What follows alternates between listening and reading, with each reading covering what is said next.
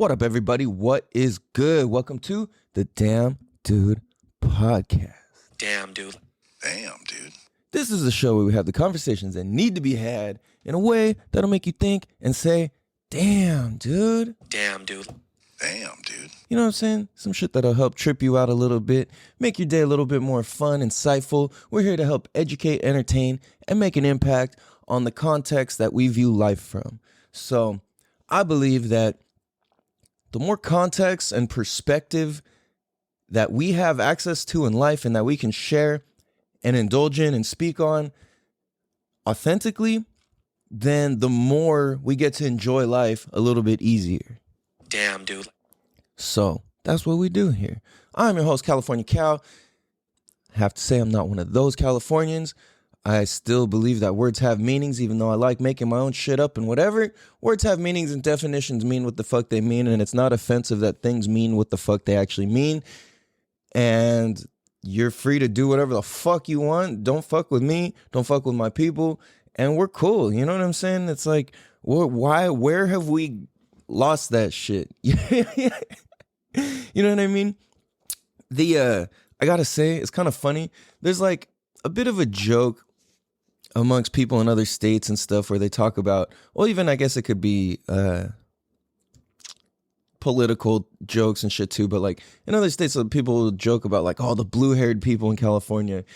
And you're absolutely right. Like that's 100% the thing. I know exactly who you're talking about. Like, we got them, trust me, but they're not the majority.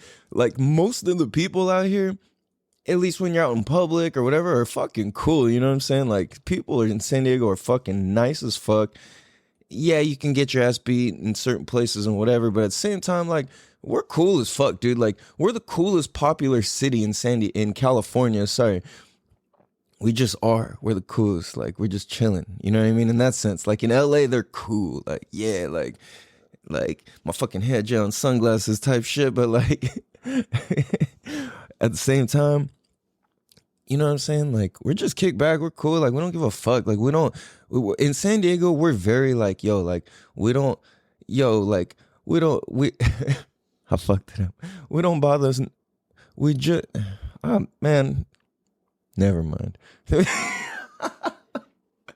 We just so chill. Man, I need to let this go, guys. So anyway, we got a good show for you guys. This is season 2, episode 30 motherfucking 4. Damn, dude. Damn, dude. That means we're on our Shaquille O'Neal shit, number 34. So that's cool. I hope you guys did your homework last week. That was the song. Last week we had Crazy Bone Smoking Buddha. So I hope you lit up and fucking blazed to that. Next, I'm going to bless you guys with a song. Excuse me. Now, I was going to pick an Afroman song to where it's like a fun, like vibey ass song, but I kind of went with something that's just like deeper and newer.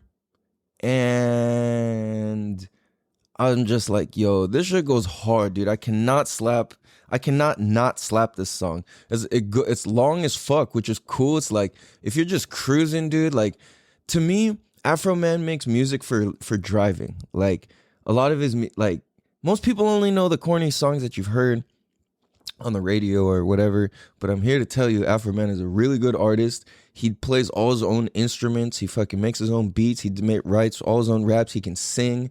He can fucking play like all the instruments. He's a very, very talented dude, and doesn't get the credit and respect that he deserves because of some of the like corny, funny, silly songs he put out. But that's part of him too, though.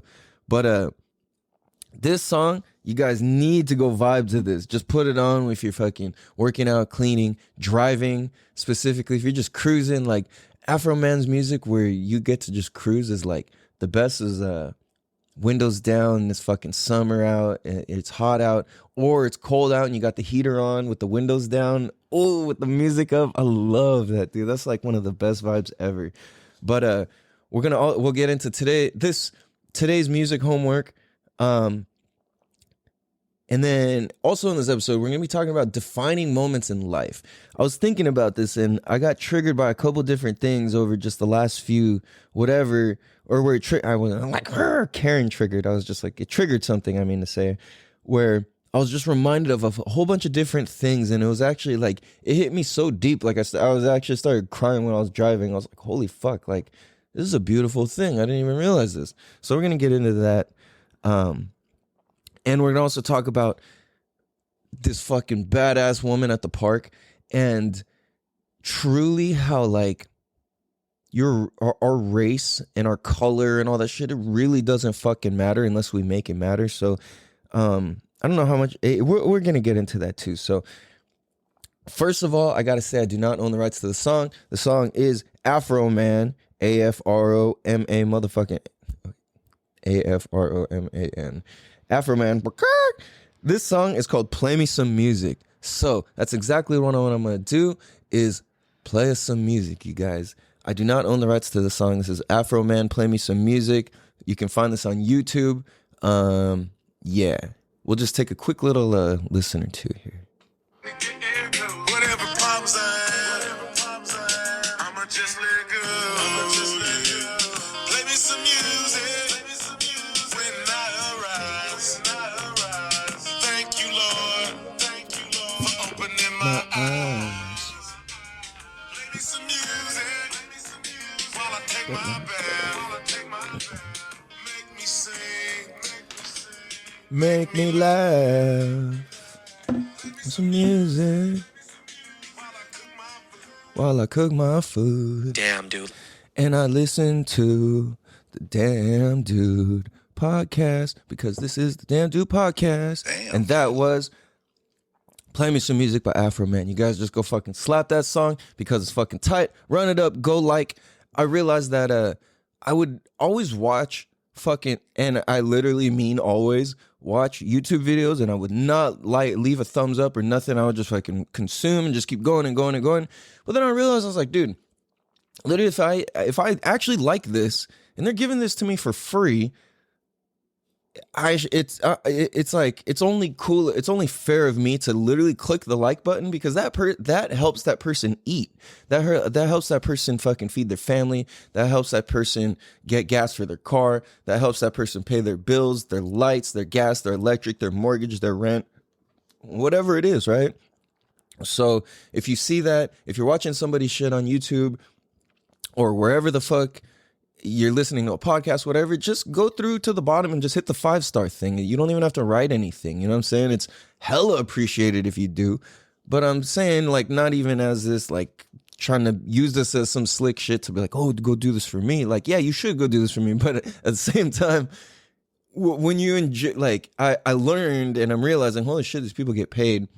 Yeah, off of how I view it, but also the likes and all of that and the comments and stuff. So the more that you actually go and you give to that, it's as if you just fucking like went and bought the album or the CD or the fucking DVD or whatever at the store for $20. You know what I'm saying? It's like it helps them, but it's literally free and all you got to do is press one thing. You know what I mean? So support your fucking artists and your people who fucking do shit. And whether it's funny, corny, cringy, dope, whatever the fuck, like, I suppose we gotta support each other, man. And I gotta get better at that too. Like, I try to go through and like everything that's on my Instagram because I try and only follow shit that I like. But at the same time, I'm like, yo, like some shit, I'm just like, damn, I don't like it, but I support that you are trying to do this. You know what I'm saying? It's like, if you have friends who make music, but it's like not even the genre of music that you listen to. And it's like, okay, well, it's like, I don't really want to go and listen to this type of music on my own, but I'm going to do everything to support you, you know? So, I don't know. It's an interesting thing to think about. So, go play some music. Play yourself some music by Afroman. That's a fucking good-ass song. So fucking chill, dude. I love that song. And I'm gonna hit you guys with more because Afroman has a really, really, really, really fucking deep catalog of music where if I played, dude, there's been so many times I've been bumping Afroman songs that people never heard of, and they're like, "What the fuck? What is this? Like, who is this?" I'm like, "Bro, this is Afroman." They're like, "No, it's not." I'm like, "I'm telling you." So, if you are gonna go and look up some Afroman, where to start? The best album. Let me make sure I got this correct because I don't want to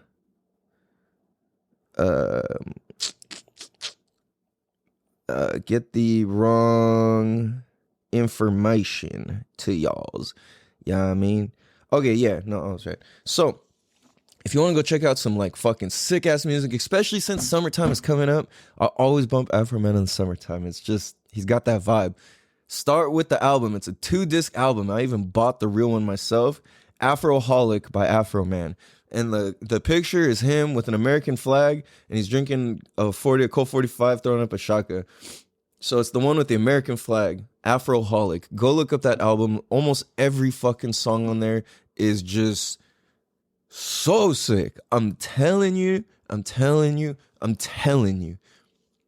It's dope as fuck. So make sure you guys go listen to Play Me Some Music. That's not on that album, but that album is the one where all the good shit's at. So, moving forwards. Oh, yes. Let's move forwards. Oh, yes. Forwards we shall move. So, all right, you guys, what the fuck is going on? Oh, you know, that reminds me, I saw this on YouTube. Not YouTube. What do you call this shit? Instagram. I just had to share because, especially now that I just said that, it reminded me. Hey, do you ever wonder, like, what is going on? I mean, like, do you ever, like, wake up or do something and you're just like, what the fuck is going on? Have you ever had a dream that you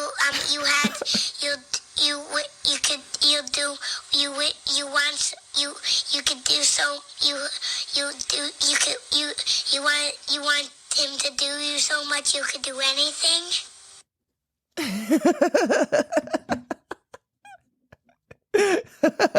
Damn, dude. Oh, fuck. Okay. So anyway, I got that from Matt Baker Unhinged page. That's at Matt Baker Unhinged, just like it sounds. Anyway, I want to give a quick shout out to my motherfucking Baba. My Baba. First, okay, hold on. Let me back up a step. First of all, shout out to Wing and Blade Barbershop in Encinitas. It's like Encinitas, Carlsbad. Shout out to fucking Wing and Blade. Go follow them on Instagram at Wing and Blade. Tell them Calvin from Damn Dude Podcast, Calvin Face Tattoo Guy, said to follow you or says hi or sent you or whatever the fuck. I'm telling you,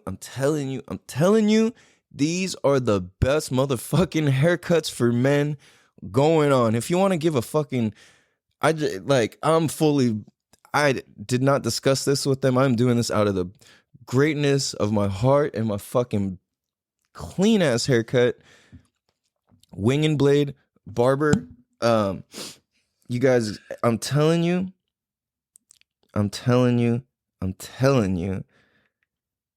Let me make sure I get you guys the exact name.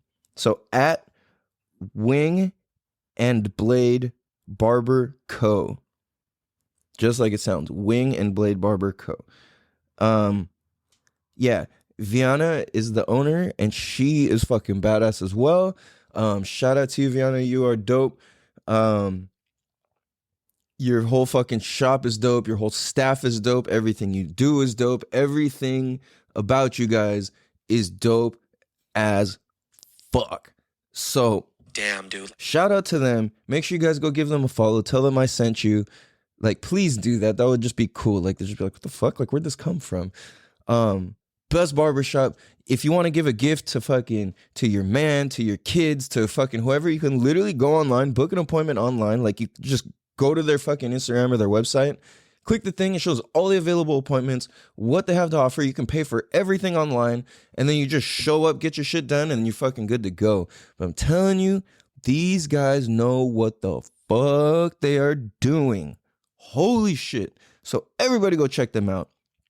They are dope. Tell them Calvin sent you. But shout out to Jessica, my barber. What up? Yo, she's dope. Go see her. She gives me my favorite fucking haircuts I've ever gotten in my life, I think. And that's no disrespect to anybody else, but she got the touch, dude. And if you watch this video, you see my haircut's motherfucking clean, dude. So, Carlsbad, technically. It's like right on the border, so they're in Carlsbad, technically. But please go check them out. They are off the charts. I'm telling you, go get an amazing, amazing, amazing haircut. Next, yeah, go see. And go see Jessica. Like I said, go request her or any of them. Like I said, they all do great work. I've seen them. I've seen every single barber there cut hair, and they're all good and they all know what they're doing. But yeah, if you go see Jessica, tell her Calvin Face Tattoo Dude sent you, and she's got chickens, and shout out to your chickens because chickens are fucking sick. So anyways, that was a long ass commercial for you guys. That wasn't even a commercial. That was just off the heart, dude. So anyways, if we're talking about, there's some crazy shit, dude. I went in hard on retracing. We're just taking a quick fucking turn to the deep end real quick here, guys. Like, you just thought we were going for a walk down the pier. We're going out for a walk down the pier to go jump off the end of it and then swim back in the big waves. So, meaning we're going deep, you guys. We did. So, if you think about this, I was tracing back all the defining moments of my life and figuring out what makes me me, right? And I don't know if other people, I mean, I know other people do this. I don't know to what degree everybody does this or has done this or does this regularly or whatever, right? But I like to go back and trace back the earliest times I've ever felt certain things and the very first time that those ever occurred in my life. So like the very first time I felt inclined, what did this was like, I went to go, I forgot what it was, but I went to try to help somebody who could potentially need help. They didn't need help. And I'm thinking about this and I'm like, what is it in me that has me so inclined to like, it bugs me if I don't stop to help this person? You know what I'm saying? Like, I'll feel like it doesn't sit well with myself if I pass somebody up on the side of the road or some shit and like it's not obvious that they're okay.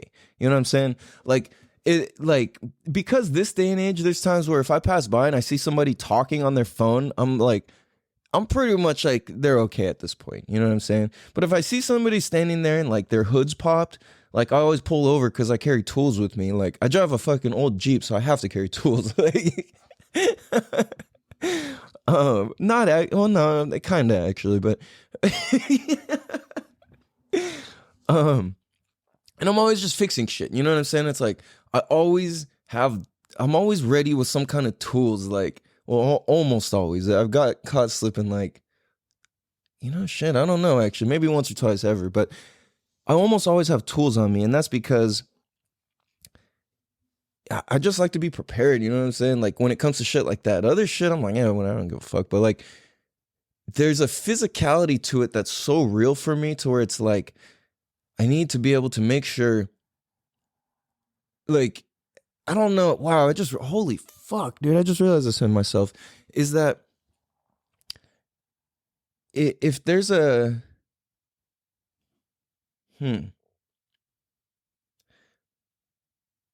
like if there's something, I feel like I've made it a goal or a mandatory thing for myself, I guess subconsciously, I don't know why exactly, but to have to be able to have things Like it's something about me wants to always show up and be able to perform even if I have nothing. So like, for example, when I went to Peru the second time, I'm in this little village on this little island in the jungle down the Amazon, and there's all these little girls, and they're like what, like 6, 7, 8, no, maybe not even, maybe 8 at the oldest, but there's some between like 6 and 8 years old, and there's 3 of them, and like they didn't speak any English, and the Spanish I spoke was not enough to fucking say anything. No, that's not true. I was able to say a couple things, like in terms, because I've taught kids who only speak Spanish. I've taught them to swim. And I make it, I know like some swim words, so it kind of helped a little. But what I needed to show them is, dude, we jumped in this fucking brown lake with spiders running across the top of it. I'm not kidding you. I was terrified of this lake.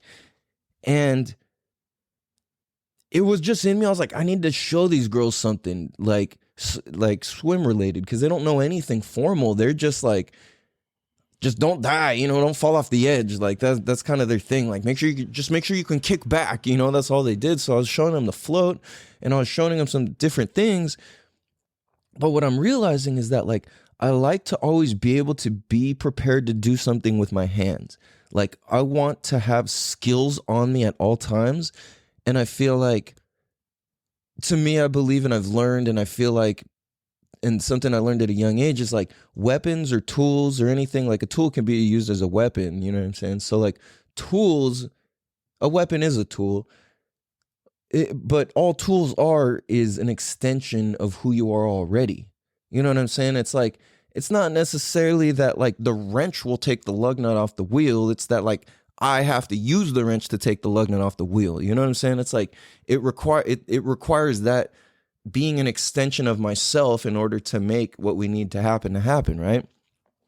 So that's why my brain is just kind of blown right now. Damn, dude. I'm like, damn, dude, like I just realized I need and enjoy being able to show up and just do stuff. You know what I mean? It's like I'm prepared at all times in a sense, because it's like, let's say the world goes to robots. Robots can't do what I can do as far as I can foresee. You know what I mean? Maybe at some point, but like there's just certain things that I don't think you can replace about what I do and the way I do it. And it's so important that it is that way. Otherwise, it just doesn't work. You know what I'm saying? There's like, so so going back to the point of this was like, dude, I like to be able to just be ready to handle shit. I think that's what it is. You know what I mean? It's like, for example, it's like, I know how to fight pretty well. I'm not like the greatest fucking fighter, but like I can fight. Like I know how to punch. I have crazy core strength. Like I know how to do that. You know what I'm saying? I know how to throw a punch. I know how to throw a real kick. I know how to throw a real punch. You know what I'm saying? I know how to like really flip somebody, like all with proper technique. So I don't really sweat continuing needing to train. Like I just want to know enough to know that I'm good in the majority of the places that I'm going to show up to. You know what I'm saying? To where I can trust that my hands and my arms and my legs and my feet and my vision and my experience is enough to carry me through any sort of situation, any sort of emergency situation that comes up, because I'm not looking for fights. I don't want to fight. I don't, you know what I mean? I just want peace. I want happiness, and I want experience, and cool conversations and cool experience of lives. And anyways,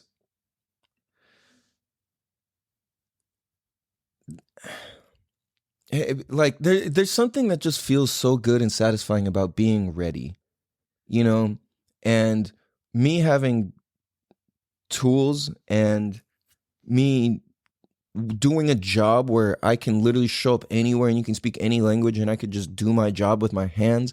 I don't need a single tool to do my job. There's something so fascinating about that to me.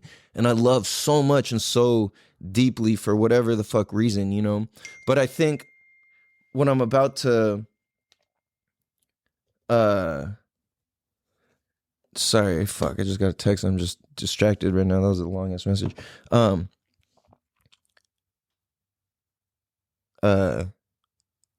Shit.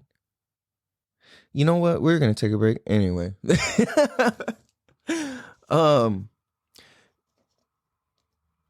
Yeah, dude. I don't know. Just in general, like being able to have, I guess what I was saying was in general, being able to have the hands on, being ready to go. I think that's a cool thing to do and be able to have.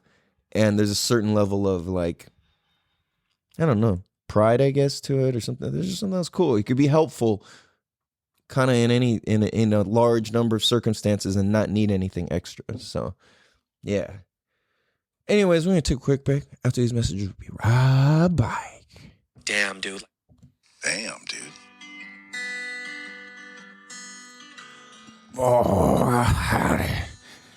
It's finger licking, finger chicken flipping, pancake dipping Freddy here. Farmer John's a punk, ain't got nothing on me, I tell you what. This Damn Dude podcast episode is brought to you in part by Be Grateful. Life is short, so don't spend your time being a little bitch. Farmer finger licking, finger chicken dipping, finger frickin', finger fucking Fred, tiddly dicks, diddly winks, tiddly douches. Out.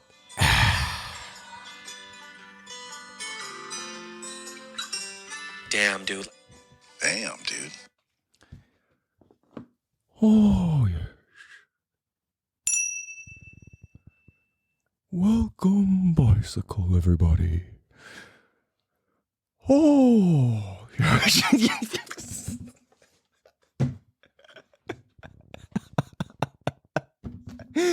Okay. All right, guys. Welcome back. So, okay. For reals, though. Some crazy shit.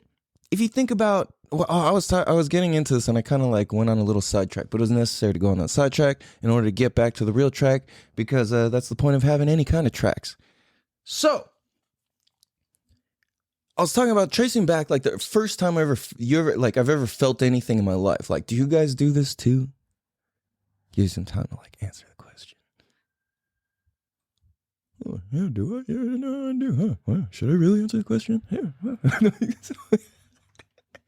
Yes, you should really answer the question. And then let me fucking know. And with a 5-star written review in the thingamajig. Anyways, kind of just kidding, but not really, but sort of. Anyways, moving forward. Defining moments in our life. If you think about the first time, like the reason that I do that is because I realized that if I think about the first time I ever felt a certain type of way about anything, that's usually when there was a defining moment that occurred in my life. You dig? So, like, whatever things that have occurred and you trace it back to the first time you ever felt that way, all of a sudden, like, magic answers get unlocked in life. You know what I'm saying? Like, for example, like, when I trace back the first time I ever felt stupid, it was so magical to get back to that point and be like, oh, that's why. That's where they came from. That's all that was? Shit. So for me, the first time I ever felt stupid or like I didn't matter, well, see, that's kind of tied together. Damn. So I guess I should dissect that a little bit. So the first time I felt stupid was in second grade. It was when, excuse me, I've told this story a bunch of times, but I turned to the wrong page in my book and this time the book had like all the different subjects in one book. So I flipped to fucking math and I read off a math equation and it's literally like 37 plus 2 equals or some shit like that, right? And everybody's dying laughing because the teacher, I guess, had said to turn to the page and read an English thing, and it's supposed to be like a paragraph of words, right? And I'm reading numbers. So now that it's like I'm saying it, it's like, okay, I get why that's funny. It's like extra funny because it's like, all right, read the paragraph, and I start saying numbers, that's basically what happened, But I decided, as everybody's laughing at me, they're laughing at me. I'm stupid. I don't matter. And as I'm saying that connects back to when my little sister passed away. At her funeral, I used to be like the life of the party with all my parents' friends because my parents are young, and it's like I was just like this little rugrat kid who everybody would wrestle and all this shit. It's like I was just like this cool little kid, with a mullet and sunglasses and like the whole fucking thing, and I was tough as fuck, like super tough.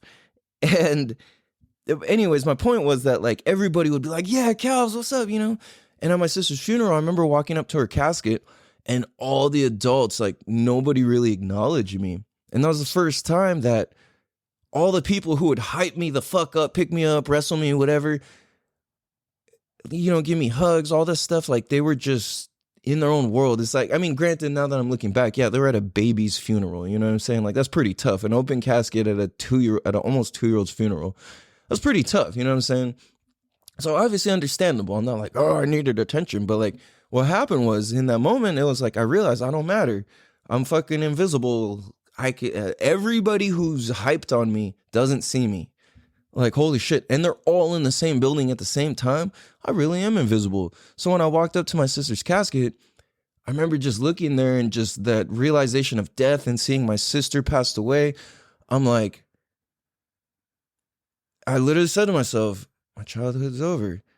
I don't know if I said it with like out loud words, but in my brain, that's what happened. And I remember I looked around, I looked at the whole sea of people in the church, and I'm just like, man, I'm invisible. It's like, it's me now. Like I'm on my own. I gotta handle this shit. Like nobody's fucking with me. No, and then all of a sudden I just started making all these decisions, and like that was the first time that I started feeling like that. You know what I mean? So what happens and why that's important is because in any relationship that I have now in present day, whether it be fucking, like a girlfriend, a fucking, whatever, however it be, or a friendship or a family member or a whatever, whoever, or whatever your situation is, like it's easy to have that same feeling triggered up and be at the forefront of your arguments or your punk assness or your thing where you can't control yourself or where you lose your fucking cool or whatever, however it looks for you, right? However you go and escape or you lose your cool, right? So looking at it's like, damn, tracing this shit back is important. You know what I mean? Excuse me. So I started looking at this in a couple different ways because, as I was saying earlier, it's like, if I pass somebody up and I see they're not okay, it bugs me. I gotta go make sure they're okay, I do a visual assessment from far away because I'm looking for it all the time. I'm like making sure, like I'm always looking for like, can I be of help? Can I be of help? Can I be of help? So I'm tracing it back and I realized that this goes both ways, and it hit me. And like I said, I started crying because it just hit me so deep, which was thinking back. I remember I was a little kid. I was maybe like, fuck, dude, how old was I? I was maybe like 5 or 6 years old, dude. And I was like 5 or 6 years old. Me and my parents were, I want to say we were either driving to go eat. Yeah, we were going to go eat. It was like a hella special treat. We might have been going to Soup Plantation in Mira Mesa. And we lived kind of close by, between like Erickson and Breen, pretty much. And so we go, and this was back in the day when you could still turn right from Weston Hill onto Mira Mesa Boulevard, like going west. So if you're headed south on Weston Hill and you turn right, which would be west, headed towards Target and all that, that you were able to make a right-hand turn there on the red still. There wasn't the like no turn on red sign back in the day. So it was a hella sketchy intersection. But anyways, what happened was we were going to go turn there, and like I said, I think we're going to go eat at Soup Plantation. Remember, like I said, I grew up poor as fuck, like money-wise. So we're driving, we make the right-hand turn, and there's traffic. And we're driving in our old ass Oldsmobile. This car was so shitty. Like, literally, it was the crappiest car probably I've ever seen. It was an Oldsmobile Cutlass Sierra, and it was brown, and then it was rusting. Like, the brown was rusting. The car was already brown. Then the paint was fading, and then it was rusting. And this thing was in terrible shit. It was the absolute definition of a hoopty. Like, it was beyond a bucket. This thing was a full-on hoopty. Like, so we're going, and fucking traffic's all backed up on Mira Mesa, and we're like, fuck. And it's starting to get dark. And there's all this traffic, and we're like, what the heck? And then all of a sudden, and I remember my dad sees my dad sees that there's a motorcycle that crashed. So my dad's like, oh shit, and traffic's like stopped. So my dad jumps out of the car and he runs to help this guy. And as he's running, he goes and he like trips in the like, or I don't know, he like, as he's running to help him, it kind of like steps weird in the planter. And I forget if he broke or sprung his ankle. And so my dad fucked his ankle up and still went to go help the guy, even through all the pain and all of that. And like, we waited there, and like, my dad was helping out this whole time. And he jumped into action, and he helped. And it was like everybody else stayed in their car. And, seeing that, this is where it hit me the other day, where I was like, where it hit me, I was driving, I just started crying, because I was like, whoa, like, that was where I learned it doesn't matter. You help people. Damn, dude. Doesn't fucking matter. You help people. That's it. You gotta help people. Doesn't fucking matter. Help people. You know what I'm saying? And it's like that. You don't have to have any kind of fucking money to help anybody. And I remember the other thing too. I was sad because we didn't get to go eat. Like, it got too late because of this whole incident. So we didn't get to go have our meal. And I'm like, I remember being so sad because, like I said, eating out was not something we did. Like, we did not eat out. Like, truly almost ever. It was so rare. And so I was bummed, dude. But at the same time, something in me is just like my heart, something was just like, bro, like, this is like the right thing to do. It doesn't really matter. And I'm just like, fuck. Damn, dude. Our car, we had to shut the car off. Like, the Oldsmobile couldn't stay running because it would overheat. We would have to it could drive, I think it was 5 miles, and we'd have to pull over and pour a whole fucking thing of water into the radiator because it was just fucking leaking, and we couldn't afford to fix it. And the car was just a hunk of shit. It was just, we were blessed to have it. It was a gift from my grandma, but like, the car was an absolute hunk of shit. Like, so I remember my dad helping that motorcyclist, and that kind of like became like a piece of me. So even when I went through all my thug shit and getting through all this trouble and all this, I'm like, there's a piece of me that inside of me that knows right from wrong, And what ended up happening was, like, I turned into such a dark person and such dark ways of thinking and viewing life and all that because of these other defining moments that happened. When I said I didn't matter, my childhood's over, I felt like I grew up. I stopped talking for an entire year in 2nd grade after that fucking laughing incident. It was just enough to trigger it to where I was like, fuck this, I'm done. Like, I'm just not gonna say anything. You know what I mean? Because then at least they won't laugh. And then that was when I saw gangsters, and they were in 4th grade, and I was in 3rd grade when I got to 3rd grade, and I was like, oh shit, like, they look like I look. Like, they had hurt expressions on their faces as kids. And that was where I started like gravitating towards that. And then you meet one person, you meet another person, and it just kind of keeps fucking going. And to me, that just made sense as a kid, So you see where these defining moments take us. But then what happened was, shout out to my motherfucking brother, dude. Broughton, Lugnut, Anthony Norton. Everybody go follow him. He is And go check out the podcast episode. I want to say it's episode number 7, if I'm not mistaken. Everybody, please go follow and like and tell. Go on Instagram at Lugnut, LUGNUT _521. The number's 521. At Lugnut _521. You will see some of the most badass, crazy motorcycle shit ever. This is my fucking, dude. Burton is my motherfucking brother. I'll do anything for this fool.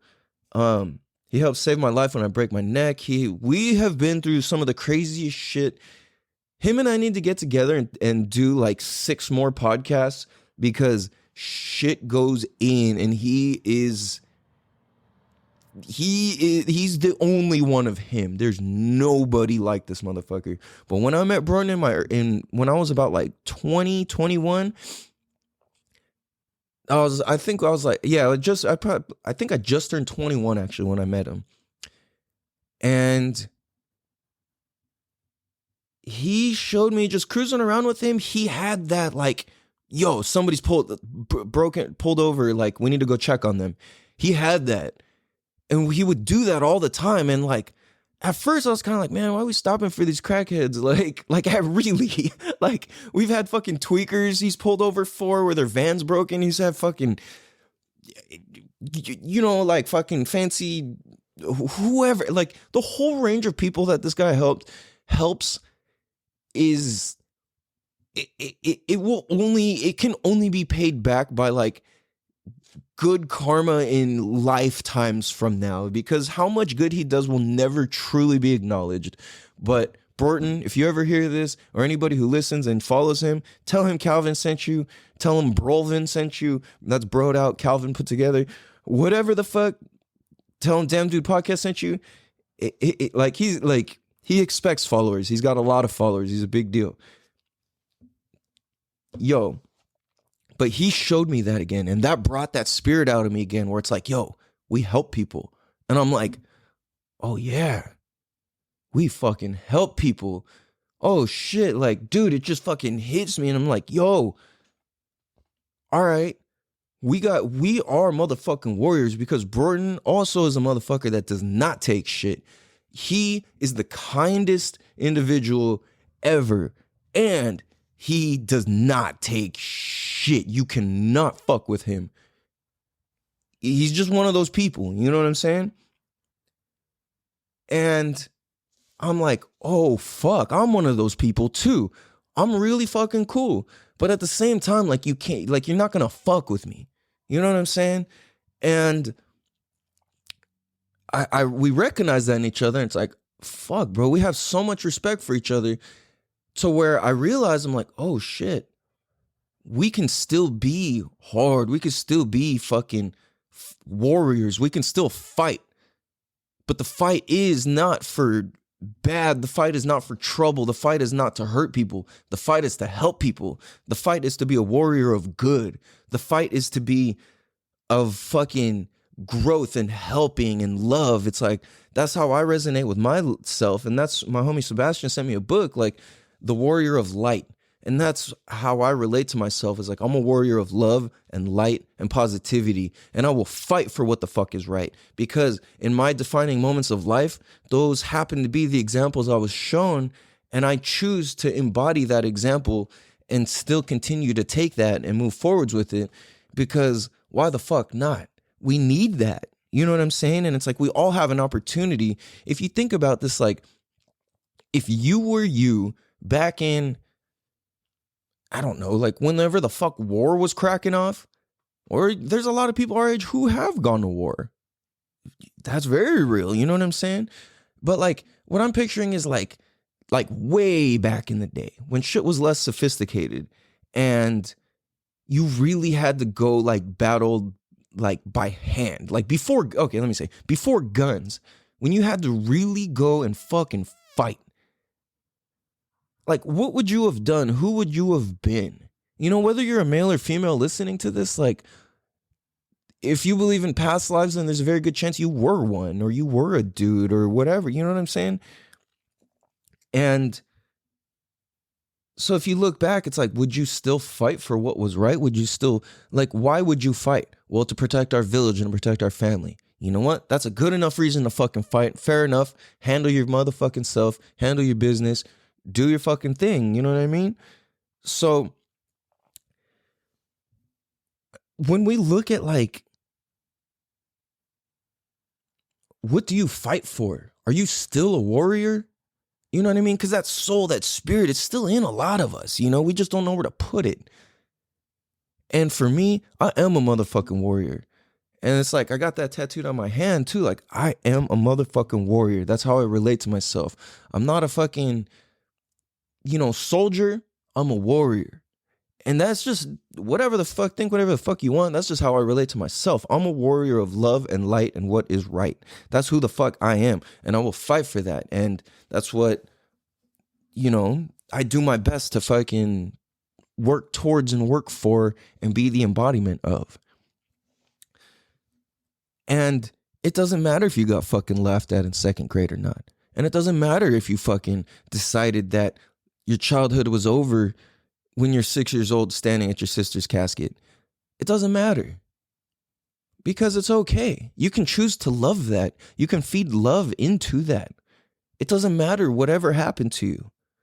You know what I mean? Because whatever happened to you, happened to you. We have the chance and I think the responsibility to heal those things and go back and revisit the earliest times we ever felt unheard. So let me add one more piece to this, I should say, which is the first time that I ever felt unheard came from actually before that incident at my sister's funeral. There was a time when I was like, and this came from a lot of meditation and, some different ayahuasca ceremonies and mushroom ceremonies and different things. But it hit me one time that I was like, the earliest time I ever felt unheard, because I remember when that happened, when my sister passed away, I had already felt that feeling. And this came from just sitting on it for a long time and revisiting. And I remember when I was a little kid, I still lived in Claremont, when I was a baby. And I was maybe like 6 or 8 months old and I couldn't talk, I couldn't say anything, but I wanted orange juice specifically. And I remember I was in my bed and I kept being like, and I was pointing and my parents they couldn't figure out what it was I wanted. And they're going, they picked me up, they're walking me around and I'm pointing to everything. And there's actually a picture of me when this was happening because I kept pointing and it was like, I guess my parents were kind of like, whoa, this is different, from whatever I would normally do. So there's a picture of me, but I remember as soon as I re-saw that picture as an adult, it just went like all the shit just unlocked in my brain. And I was like, whoa, all of this is fucking, I knew all of this whole time. Like, holy fuck. Because as soon as that one thing triggered, it just a whole burst of things unlocked. And I feel like that's what like plant medicines, ayahuasca and mushrooms, they do is like, they just kind of bring up all the old shit and you're like, whoa, I didn't even realize that I remembered that, It's that sort of vibe. So, which I don't recommend doing until you're like legit all the way grown up. Otherwise, you could very easily fuck your brain up. Yeah, so don't do that unless you're grown up. But as soon as that happened, I was like, dude, first time I ever felt unheard was when I wanted specifically orange juice and I couldn't get it. And that was like the first time I really actually felt unheard. And who knows if there's anything earlier or even from a previous lifetime or something that happened when my mom was pregnant with me that I absorbed and I took and I registered. Who knows? You know what I'm saying? So it's like when we look back at the defining moments in life, it kind of answers why you are the way you are and why you aren't the way you aren't. It's like I could have very easily grown up being like one of the blue-haireds, like I kind of was in a way. But I mean, nah, I was always logical and I was kind of always more on like the redneck end of it, but like, or like ghetto end of it, I should say. Nah, but like, I could have grown up like a full fucking like liberals, boo, like women are not women and men are not, and men can get pregnant and all that weird shit. I could have grown up like super fucking Republican. Blah, blah, blah. I didn't grow up either of these things, but I didn't even know the difference between Democrat and Republican until maybe like a couple years ago. And at the same time, I still don't really give a fuck, but like I realize I kind of have to a certain degree in certain ways. So I'm kind of like, okay, let me just see where I really like, I don't know, whatever. I don't know. I don't worry about that too much. But thinking, dude, it's crazy because all these defining moments in life equal who the fuck we are and how the fuck we handle shit. And they equal why our relationships are good. And they equal why our relationships are bad. And they equal why we attract certain types of people to ourselves. And so on and so on and so on. It's just so trippy how it's like this never ending fucking, I don't know, dude. Like you could just keep going off of like, okay, first time I felt this way. And then it's like you can unlock why you like to help people, why you fucking argue, why you get mad, why you get this, why you get triggered, why you get this, why you feel sad this way, why. It's so fucking cool, man. I find it so fascinating. We're going to take a quick break. After these messages, we'll be right back. Cool. Damn, dude. Damn, dude. Oh, yes. Remember, have appreciation for life. It is a gift to be alive. Even if you act like a little bitch, life is still a gift. So be sure that you have love and appreciation for yourself and your life. And remember, don't be a little bitch, you motherfucker. Damn, dude. Damn, dude. What up, everybody? Welcome, Bicycle. So, I hope you guys are enjoying the show so far. Just a little reminder, this is season 2, episode 30, motherfucking 4. Hitting some Shaquille O'Neal numbers here, guys. Shaq shoes. I remember this, my friend got, like my old friend back in the day, he got stomped out by this big ass girl in elementary school. We were all in the same grade, but this girl was fucking huge. And he happened to be like a skinny little white dude. And she was like this big ass Mexican girl, like, or islander even. Like, I don't know if she was Filipino or Mexican. She might have been both, but the girl was big, dude, like big. Like she was bigger than every dude in the fucking class. And this dude, and my friend was talking so much shit to her, and finally she was sick of it. And one day she had Shaq shoes on. She fucking stomped that fool out. And he freaking, we were maybe in like 4th or 5th grade. And this fool had the bottom of her Shaq shoe, like the Shaq logo on his forehead for like the whole day. We were just like, yo, you got a Shaq shoe fucking imprint on your head, dude. Like, you fucked up, bro. Like, you can't even go back and fight her. Like, you just... Any reasonable person, especially dude, would know just you don't pick a fight with her because she'll beat you up and you can't beat her up back, you know? Like, so that's funny, dude. But see, there's another time, and it's weird because so jumping back into where we were with this is like when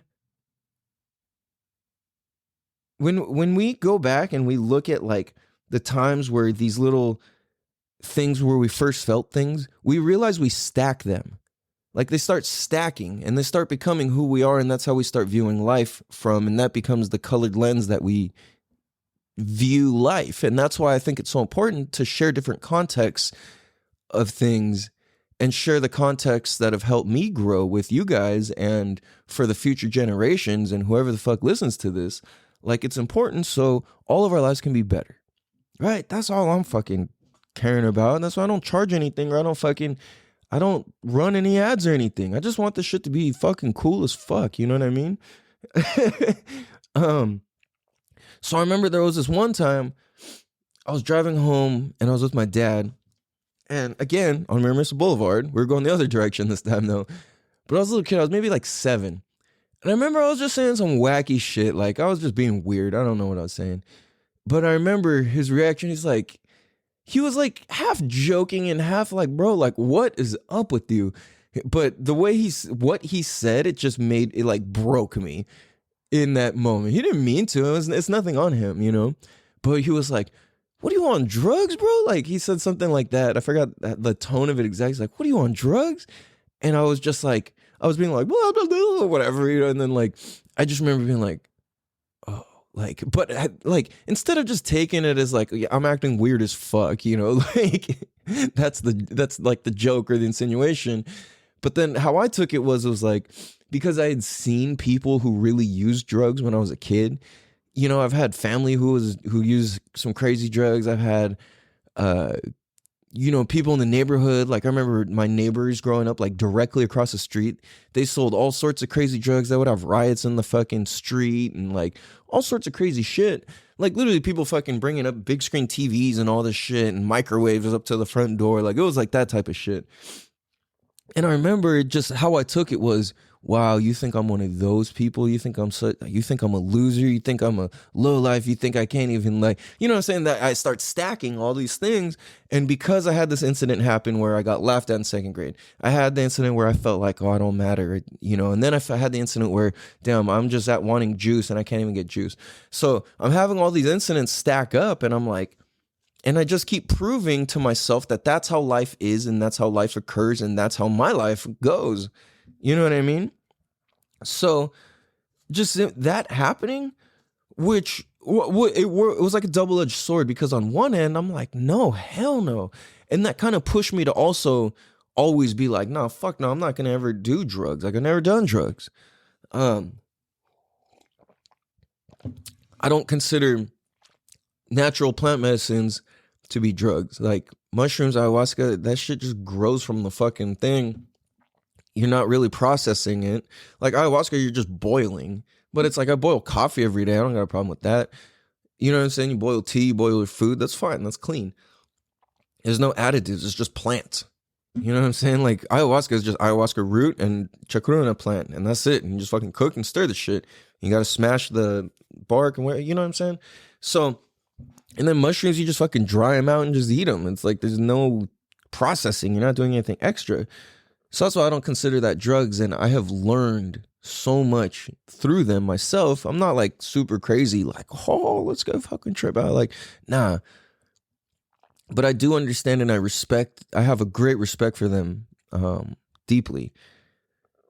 So looking at also like defining moments in life, I was looking at, so this weekend, me and Royal went out and we went surfing, we went skateboarding, we hung out with grandpa, uncle, grandma, cousins. We were just kind of all over the place. It was pretty cool. But we did a lot, man. And what I realized is like, oh, so something that's cool that happened was like, so we went to the park and, you know, it's like, so me and my mom were sitting there and then Royal's going and he's just like shooting this ball into the tree. He's like pretending the tree branches and stuff is like a basketball hoop, because I was kind of doing that too. So he's playing with it and he's doing that. And then all of a sudden there's this older woman and she's just walking. Like she's literally just like, she's kind of like jog walking laps around the park. And Royal's like, hey, here goes. That's how he says, here you go. He goes, here goes. And he's like motioning to throw the ball at her. Like, catch, pass, here goes. And he's like motioning to throw the ball at her. And she goes, oh, she stops and she goes, oh, okay. And then he goes, go, shoot. Oh, he goes, shoot. And he starts pointing at the tree. And she's like, oh, shoot through the tree. He's like, yeah. And she goes, oh, okay. So she shoots and he's like, yeah. And like, dude, he freaking suckers this lady into playing basketball hoops, or I mean, sorry, tree basketball for like 30 minutes. And this lady was so cool, dude. Like, she was the dopest. So something that like, I was sitting there thinking, I was like, dude, Royal's like 3 years old. He's like freshly 3. And what just happened was like, his experience of the world up to this point, in public and in general, and for the most part, is like a pretty positive experience, you know, of the people of the public. So, and it's cool because this lady, I don't know if she was black, if she was Indian, if she was like, or even like Ethiopian. Like she kind of had that skin tone where it's like she wasn't all the way black, but she wasn't all the way Indian. She's kind of like right in the middle. But like I was just like, dude, this is so cool. And I'm looking around, and the whole park, it's like there's this literally a table full of Japanese people sitting there like from Japan, and then you got white people just there. Then you got other Asian people. Then you got a whole table of Mexicans having a party, and you got a whole nother Asians having a party, and then you got and then you got black people kicking it, and then you got different mixed people, and then there's like ourselves, which, you know, I mean, my mom's Norwegian, you know, she'd be considered white. A lot of people consider me white, but I'm half Chinese, half Norwegian. And then my son is half Mexican, a quarter Chinese, and a quarter Norwegian. So it's like there's a lot of diversity going on. But what happens is, like, I think generally people kind of classify him as a white kid, maybe Asian-ish or Mexican-ish, depending who he's with, you know? But it was just so cool. I'm just like sitting there observing, and it's like they're just playing so freely, and ethnicity, race, color had nothing to do with anything. It's like I almost don't like that I even am saying anything about this, but it's like I want people to realize that there's a lot of cool shit like this going on, and this happens daily. San Diego's such a huge melting pot. I think that's what makes us so chill, is that we have so many different races and ethnicities and cultures here, like so many, that it's almost like we kind of just all respect it. And it's like, all right, like we get it. Like, oh, those are the fucking Mexicans. It's like they're doing their fucking Mexican shit. Like, oh, those are the Asians. They're doing their Asian shit. It's like that. It's fine. Like, you know what I'm saying? Like, that's cool. So it's like that shit is happening. A lot of shit and news and media and whatever says otherwise. And fuck all that, because there's a lot of beautiful shit going down. We go surfing, and it's like there's so many different races and ethnicities. It doesn't matter. Like, we don't see this shit.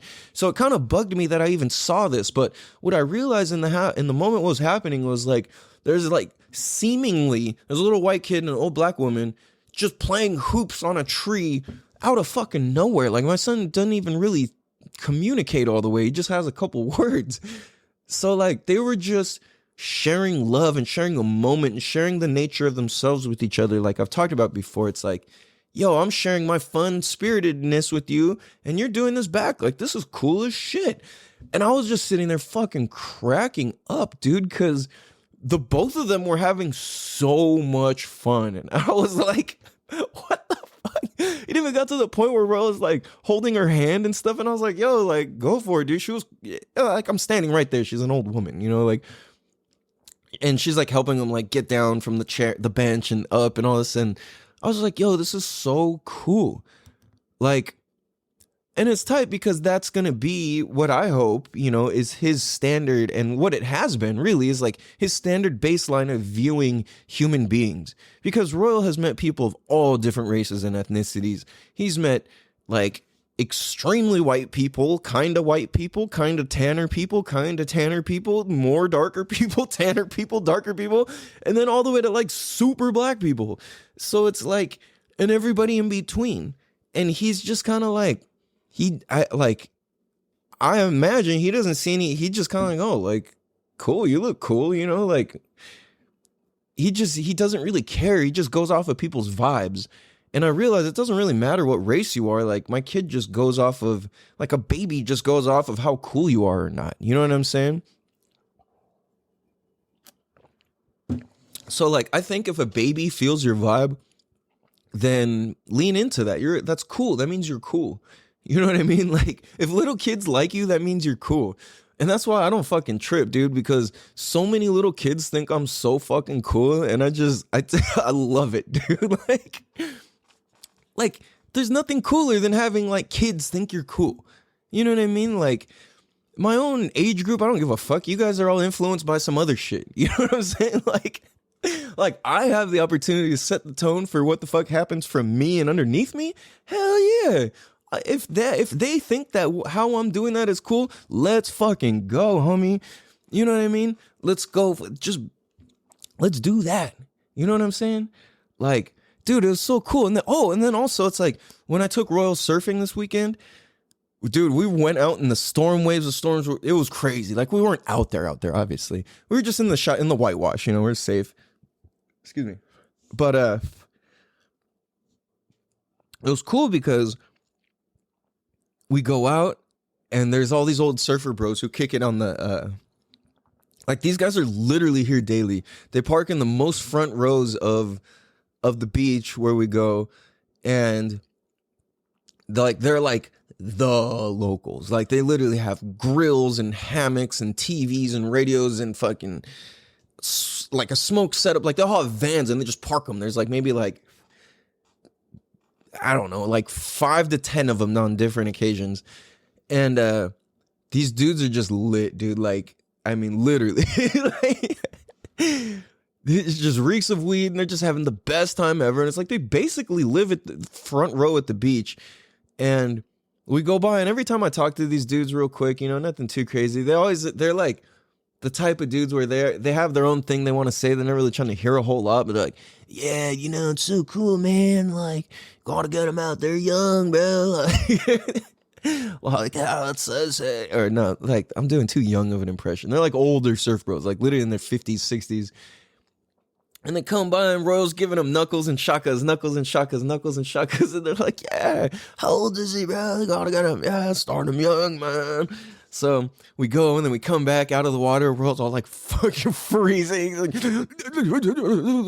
like he's got a wetsuit, but he's just so small. He's so skinny. Like, you know what I'm saying? So he comes out freezing and they're like, yeah, bro, how was it? And he's like, giving him high fives and knuckles and shakas and stuff. And he's like, see you, bye, thank you. It was so cute. So we're walking and I was just like, dude, like, it's basically these old homeless dudes. I think, like, some of them I think are rich and some of them I think are homeless. It's a trippy mix. It doesn't matter. Everyone's just fucking cool. And people are different races too. It's just really fucking cool.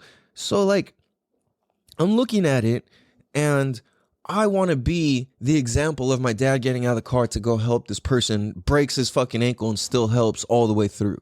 Like, I want to be that example for my kids as much as I can be, to where it's like, yo, we talk to all people. We're cool with everybody. Like, we make as many friends as possible. We help as many people as we can. We do what we can to help make this planet a better place. Like, that's the example I want to set. I don't want to, you know what I mean? It's like, I'm just learning all this shit in recent time. You know, I didn't really start learning anything literally till 2012. That was when I started being like, oh, I should learn some shit, or I should unlearn some shit, or I should change some habits and whatever. And I've been doing that ever since. And it's cool. It's like a forever thing to me. So I want to set that example for my kids all the way through and through. And I know that happens for Nate. I see him go and help people all the time. I'm like, dude, you are a badass motherfucker, Nate. Like, you don't got to go show off. You don't got to go do whatever. You are a badass motherfucker because you are kind and you're a good person and you help people. You know what I'm saying? Like, that's what makes you a good person. And that's the type of shit that I try to talk to Nate about often. It's like, bro, like, you know, always do the work on yourself. Don't take it personal, whatever. Just keep going, keep working. It's all good. And, you know, like, when we go and you fucking share love and you share fist bumps and shakas and high fives with fucking people, you're sharing the nature of yourself. You're sharing the beauty of yourself. You're sharing the love of life and light and appreciation, and you're being a warrior of love. You know, it's like, when you are a warrior of love, or you're a warrior of light, or you're a warrior of positivity, you do what's right and you're happy to do what's right. And you just keep sharing that and you keep giving it and passing it, because it just, the more you give, the more you get, and the more you get, the more you give, and the more you get, the more you give, and it's like, I think that's the system. I think that's the way that we're supposed to do things. We got to stop viewing each other as, oh, the Asians, the black people, whatever. Like, we can to a degree because there's a reality about it, but we have to stop letting it fucking mean anything. Because really, we're all the fucking same. When you see, this is something that's interesting, because I'm in many different ethnic circles and groups and have been. we're all doing the same shit. Like when you sit, like for example, let's say you're white and you see like the group of like nerdy Asians and they got their little dog and they got a fucking Tesla and some nice clothes and they all got glasses and expensive jobs. Those guys go get drunk and they all smoke weed. Some of them are doing cocaine. Well, probably a lot of them are, but they're not a lot, but enough of them to where these guys are doing crazy shit. They're doing the same shit you're doing. They like to go and smoke a blunt and fucking have some drinks. They like to go and fucking talk shit. They like to go and do whatever the fuck. Now you look at a group of fucking black dudes. They like to go do the same fucking thing. You know what I'm saying? Like one thing you can guarantee when it comes to ethnic people or even not ethnic people is we all like to go fucking eat some bomb ass food. You know what I'm saying? Like, yo, tell me, we just do it slightly different, but it's all the same fucking thing. Look at how the Mexicans have a party. It's food central. It's food centric. Look at fucking a black barbecue. That's food centric. Look at any Asian party. Food centric. It's like it revolves around food. Now, white people, it's not really food centric. They party a little differently, but that's because they all show up on time and like white people show up to shit on time. It's fucking weird. Like I can't. Like if you're Asian, if you're fit, like okay, I will clarify this. Some Filipinos don't like to be considered Asian. So, but we're considering them Asian, no, we'll give them their own category because you got colored people time. This is a real thing. There's a certain way that black people are late to shit. There's a certain way that Chinese people are late to shit. There's a certain way that different Asians are late to shit. But Chinese and most of the Asians are pretty much the same. But let me tell you, Filipinos, I love my Filipinos, but they win when it comes to Asian time, to ethnic time, to colored people time. They absolutely win, hands down, no question about it. If you have a party at 11, everybody's there at 3 or 5. I'm not exaggerating. Ask any Filipino. Any. Okay, almost any. Like 99%. Filipinos win, hands down. They're later than Chinese people. They're later than black people. They're later than Mexican people. They're later than whoever else you can think of. Their ethnic time is a whole, and I think it comes from like islander, like because islanders are like this. There's a lot of Filipinos in Hawaii too, and a lot of Filipinos come from there and so on, and even Philippine Islands is an island. Island time is a very, very, very, very, very, very, very, very, very real thing. If the surf is up, if the fucking whatever the fuck is going on, yeah, okay, we'll get there when we can. Like what are you fucking tripping about? So, anyways, my point is that all of that, I think that's the extent that it matters that we kind of differentiate people where it's like, it's funny. It's like, oh, yeah, that's pretty fucking true. You know what I mean? It's like white people listen to it, it's like, I do show up on time to shit. Like, they say, oh, I'm running late. That when white people say they're running late, they literally mean they're like 2 minutes late, 3 minutes late, maybe 10. If you're 15 minutes late and you're white, you're like panicking. Like, if you're Asian and 15 minutes late, you're like, oh man, we should probably start getting ready, huh? You're like, oh yeah, we probably should. All right, shit, I just gotta throw my clothes in the dryer.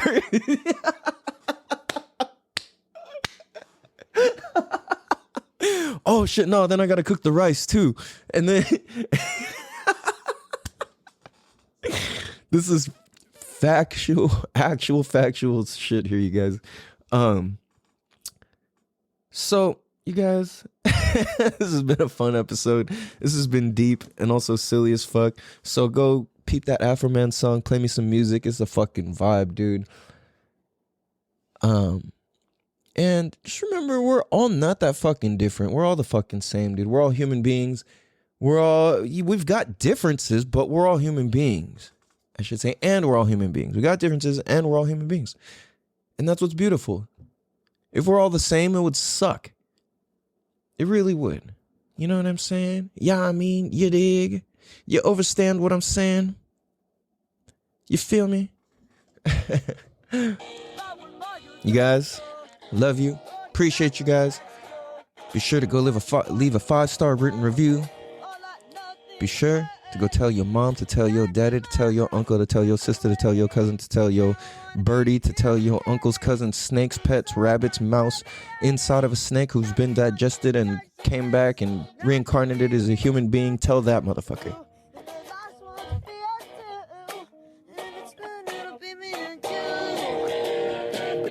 Love you guys. Have a beautiful day. Much love. Peace. Damn, dude.